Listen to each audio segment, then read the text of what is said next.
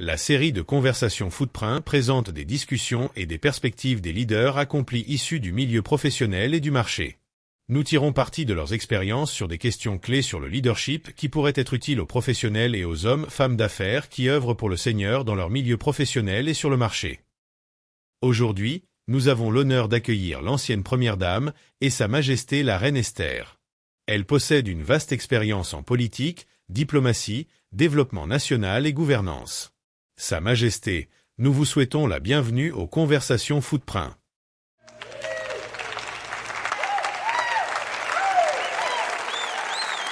Je suis également honorée d'être ici.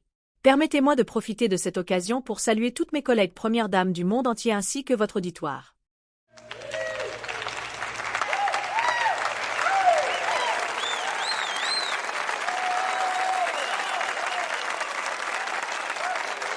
Sa Majesté, vous êtes très occupée et nous vous remercions de bien vouloir nous accorder 5 minutes de votre temps.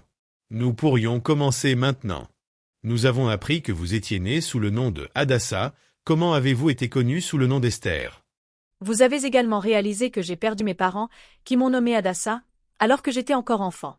J'ai fait une rétrospective du chemin parcouru, et je peux vous avouer que le Seigneur ne fait pas d'erreur, même si vous avez eu un début de vie aussi tragique que le mien. Le Seigneur a usé de ma situation d'orpheline pour que je sois élevée par mon oncle Mardoché, un homme de foi extraordinaire qui est devenu mon mentor et mon principal conseiller. Grandir, souvenir. J'ai traversé plusieurs périodes difficiles en tant que pauvre orpheline, mais mon oncle m'a toujours assuré que Dieu utilise ce que nous appelons les moments difficiles pour nous former, nous façonner et nous préparer à quelque chose de grand. Je peux vous avouer que ce qu'il a dit est tout à fait vrai.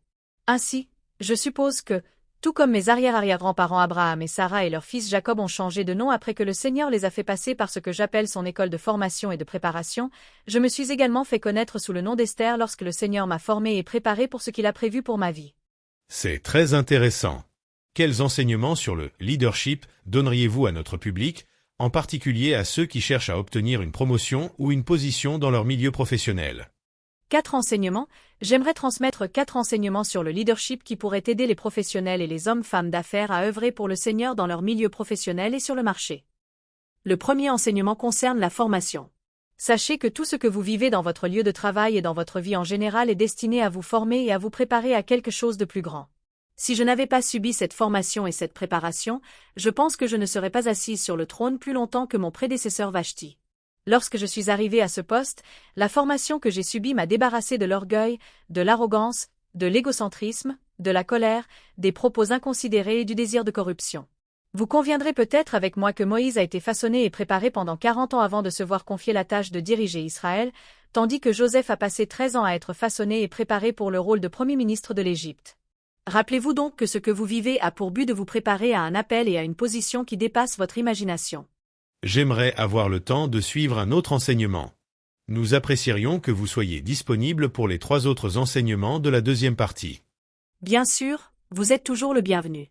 Il vous suffit de contacter mon assistant personnel pour planifier la prochaine discussion. C'est vraiment génial. Je vous en remercie. S'il vous plaît, exprimons notre reconnaissance à Sa Majesté la Reine.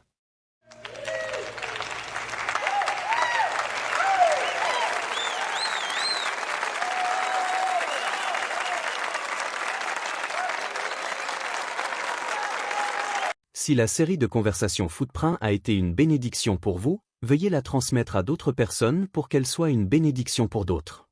Vous êtes une troupe de théâtre chrétienne, un club littéraire ou quelqu'un qui possède des talents créatifs. Souhaitez-vous utiliser vos talents créatifs pour transmettre les principes bibliques sur le leadership aux professionnels et aux hommes-femmes d'affaires chrétiens sur le lieu de travail et sur le marché? Alors, mettez vos talents à contribution pour avoir un impact sur le royaume.